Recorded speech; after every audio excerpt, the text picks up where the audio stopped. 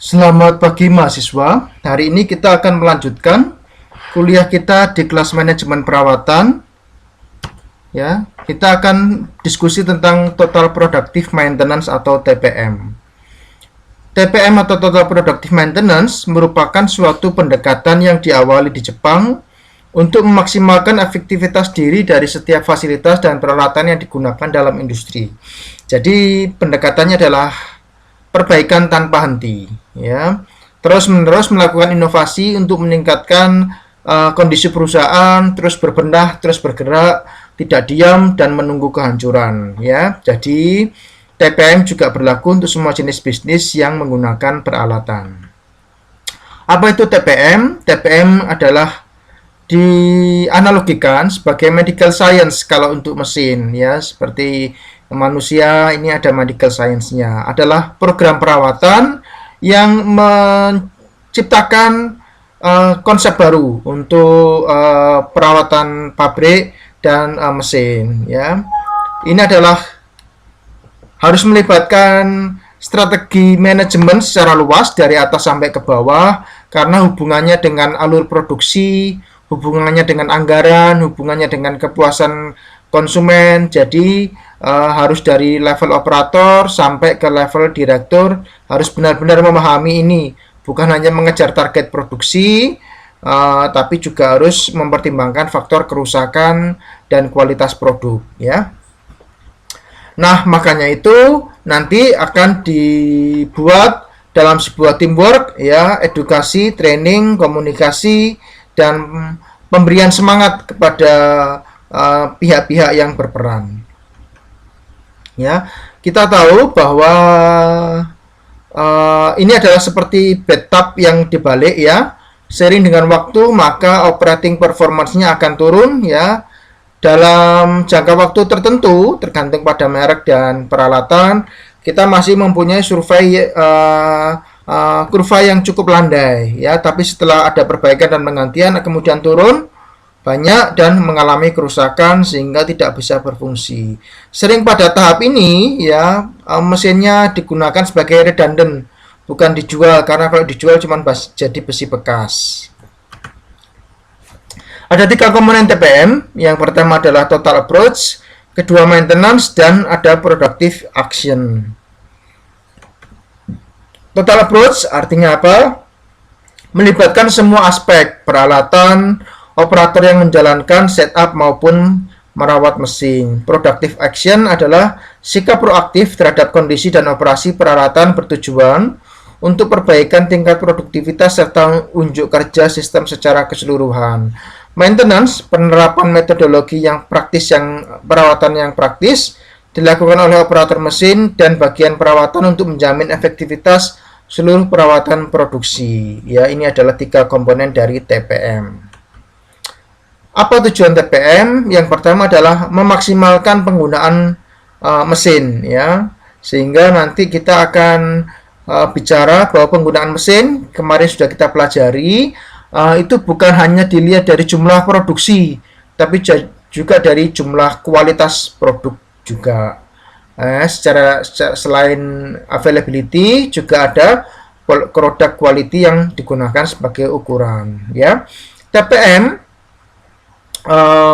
mendasarkan dirinya pada preventive maintenance dan predictive maintenance. Jadi tidak menunggu sampai munculnya breakdown maintenance, ya. TPM adalah melibatkan banyak fungsi, banyak level manajemen dan departemen, mulai dari engineering, operator, maintenance atau perawatan, manager, bahkan kalau sudah sampai anggaran sampai ke level direktur, ya. TPM ini harus melibatkan setiap employee, setiap pegawai, terutama yang berhubungan dengan mesin kalau kita bicara aplikasi TPM di mesin. Jangan sampai employee-nya loyo, tidak punya semangat sehingga tidak mampu mendeteksi suara-suara, getaran-getaran atau kekotoran sumber bahaya lain, sumber kerusakan lain yang bisa muncul. Oke. Bagaimana TPM bekerja adalah memerlukan total komitmen dari manajemen mulai level atas sampai bawah, ya. Kemudian employees, khususnya kalau kita bicara mesin adalah operator, harus punya semangat yang tinggi untuk mampu mendeteksi kerusakan inisial yang muncul seperti getaran suara yang tidak wajar. Oke. Kemudian untuk mencapai itu harus ada pengubahan pola pikir dari datang hanya bekerja cari uang dapat. Ya, saya dulu punya pegawai di warung yang pokoknya kerja seadanya, kemudian di akhir bulan gajian, ya. Tapi nggak punya inisiatif. Pokoknya datang kerja pulang, di akhir bulan gajian.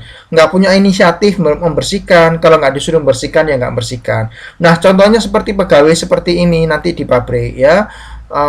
Kita nggak pengen punya pegawai yang datang pulang gajian, ya. Kita harus punya pegawai yang penuh inisiatif, yang melakukan sesuatu dengan hati. Ya. Cost untuk reactive maintenance ada loss production, disrupted schedules, repair cost, dan safety cost. Loss production adalah loss revenue, labor cost, lost time, ya.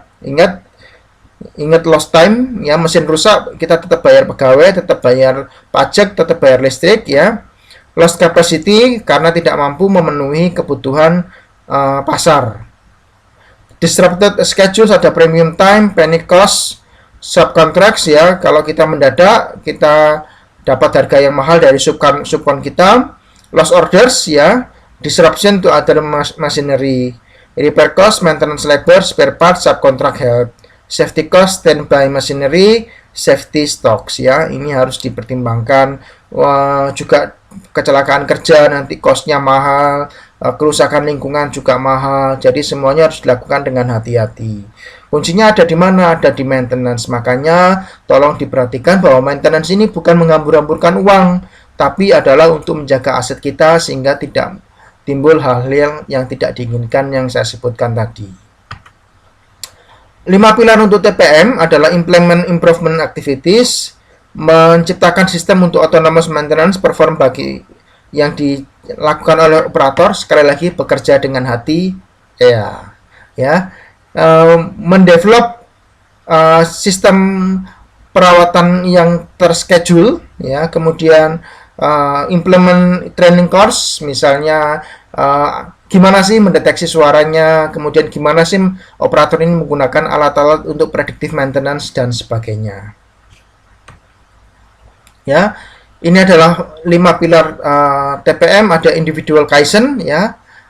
Aktivitas tiada henti, berusaha memperbaiki diri, ya, menciptakan keuntungan, bukan employee yang hanya datang kerja gajian, ya. Self maintenance, autonomous maintenance, ya. Pada operator, bahkan mungkin operator kita ajari untuk melakukan predictive maintenance, untuk melakukan perawatan-perawatan yang lebih advance, sehingga seolah-olah mesin itu adalah istri atau suaminya, ya. Develop plan maintenance, education dan training, ya. Motivasi, bekerja dari hati, nggak ada kali ini, ya.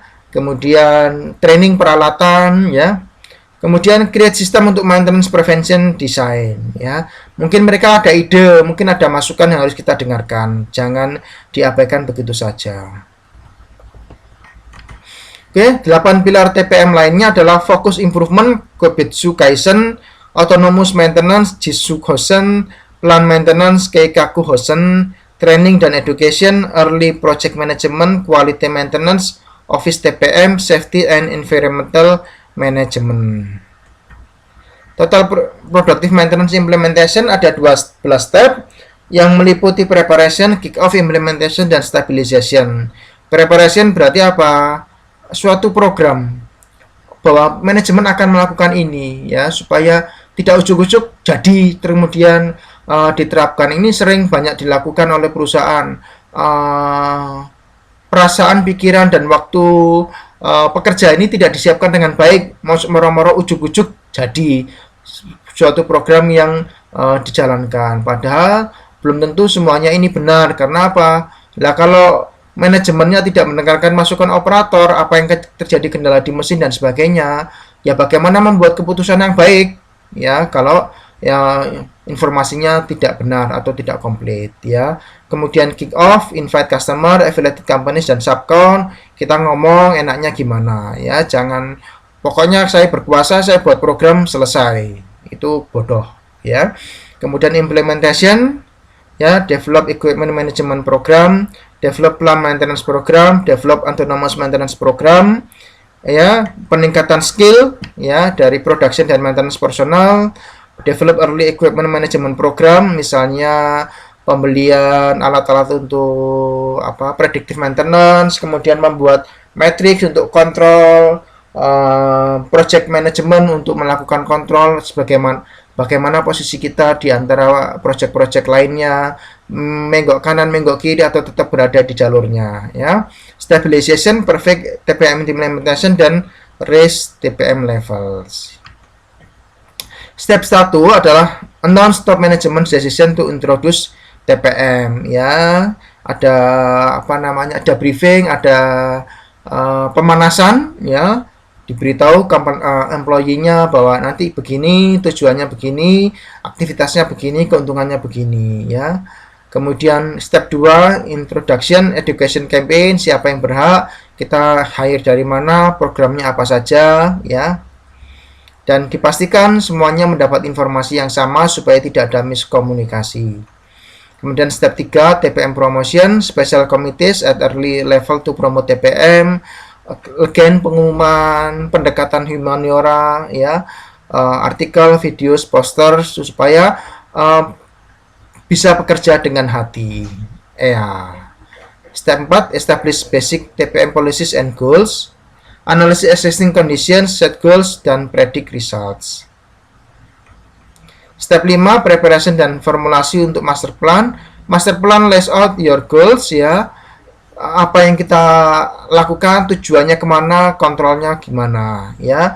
Detail plans untuk each pillar, seperti fishbone diagram, ya, dibuat detailnya. Kemudian step 6, TPM kick off. Main kick off untuk TPM harus jelas. Mungkin akan ada banyak kendala karena apa yang dipikiran dengan kenyataan kan bisa berbeda, maka harus ada mekanisme kontrol. Kalau melenceng itu bagaimana, apa corrective actionnya, bagaimana komunikasinya, ya. Kemudian invite external customer, affiliated, dan subcontracting companies.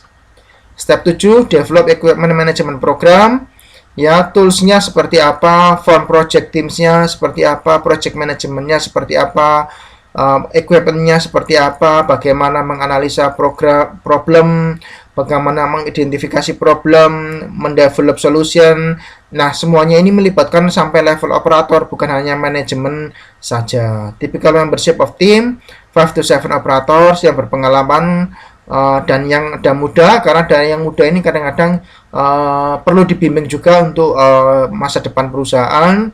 Ada technical expert, ada maintenance person, ada tools, ya, seperti saya bilang, ada Pareto, fishbone diagram, cause and effect itu, ya, ada root cause dan method analisis. Semuanya ini harus dibikin.